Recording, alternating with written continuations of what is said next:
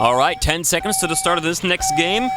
And it looks like this is going to be PBR Apocalypse versus West Coast Factory. Nice breakout by PBR, getting into the snake, off the break alive. Referees getting in there, making sure he's clean. Doesn't pull a hit, gets back into his spot. Another nice move back out to the Doritos side. So PBR's got the snake one, the 40 can in the center there, and the Dorito one. Definitely have a better field presence with a couple of bodies walking off for West Coast Factory right now. As he's getting up into the Xbox, right behind that 50, letting his player get a little bit more relaxed. He's getting into the S3 position. He's got a lot of really nice shots across field at this point. I don't know if he knows that the home bunker is the only one alive on that side of the field that's blocking his lane. So if he can get his Xbox player next to him to tuck in that corner a little bit, he's free to move up into that 50 snake position on the other side of the field. So a nice big run out to the snake side corner. It looks like he almost made it in alive, got picked up on the last few steps. All they've got is the Dorito side corner left alive. They're calling in for a check. Looks like the refs are making sure they know what's going on. A little bit of a disagreement going on the far side of the field. I'm surprised we haven't been throwing flags for that. Definitely don't come out onto the field and yell at the refs. They've got arguably the hardest jobs coming out here today, standing out all day in the heat, doing their work, waiting for their lunch break. So a little bit of a confrontation up on that side of the field. No flag has been hung, so the clock's still ticking down. About 6 minutes, 30 seconds left. We're going to see if he can get in and hang that flag, and then I guess they'll sort out whatever needs to be sorted out. But right now it looks like the heavy aggression from PBR paid off, as they are the first team on the board, 1-0 with 6 minutes and 19 seconds left on the game clock.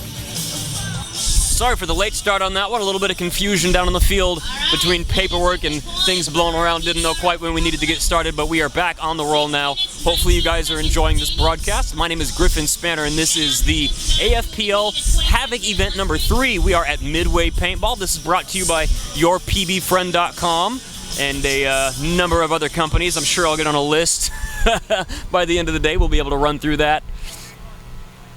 It sounds like the paint's shooting amazing this weekend, too. I know a couple events ago they ran into a little bit of trouble with that, just making sure that the batch was ready for the temperature. But so far, all the guns are shooting great today. Not a lot of bounces that I'm seeing, a lot of heavy aggression. A lot of penalties, though. That is definitely one thing I know these players are going to want to get away from. You know, penalties, sometimes there's nothing you can do about it. You get a pack hit, your adrenaline's pumping, you don't quite know what's going on. You make that playing move, that'll get you a 1-for-1. But we had also had a couple of gross majors that were assessed, or what would be gross majors, and then some talking back to referee penalties, which, you know, really there's no excuse for. So I guess West Coast definitely got lucky that they didn't run into that issue, having a player come back onto the field, talking to him about that.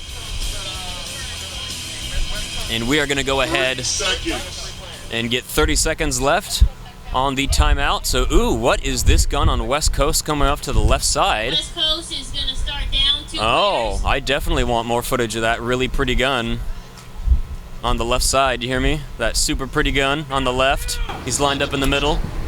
That guy in the middle. 10 seconds. All right, 10 seconds left at the start of this point. Looks like there was a major penalty assessed regarding the incident at the end of that last point. So West Coast All-Stars only starting with 3 bodies, so they've definitely got a lot of ground to cover.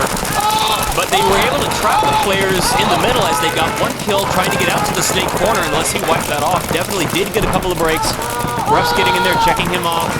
Did pull that, did get that elimination. It looks like they were able to get Wyatt onto the Dorito side of the field, though. I'm still seeing at least 2 bodies alive for the West Coast Factory.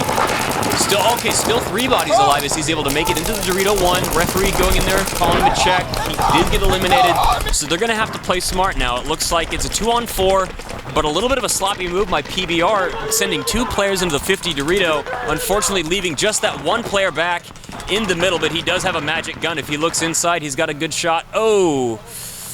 The alien force field did not work that point, but trust me, it is included in the package. It depends how pretty the gun is. Usually gives you like a 2 to 3 foot radius. It always does well for me. But I've heard that some of the Geos come with that feature now as well, that Planet Eclipse worked that into their other scheme. So PBR going to go ahead and get that flag hang. 2 minutes. And that's gonna wrap it up for that game. That is 2-0 in favor of PBR Apocalypse. And there was still 5 minutes left in that game, making very quick work of West Coast Factory. Both teams played very hard, but obviously, as we can see, the aggression from PBR played off in both halves. Definitely doesn't hurt that they were going into the power play, but we're going to be heading into our lunch break here, so thanks for staying tuned. This is the AFPL HAVOC event number 3 here at Midway Paintball in Vacaville, California. I will catch you guys a little bit later.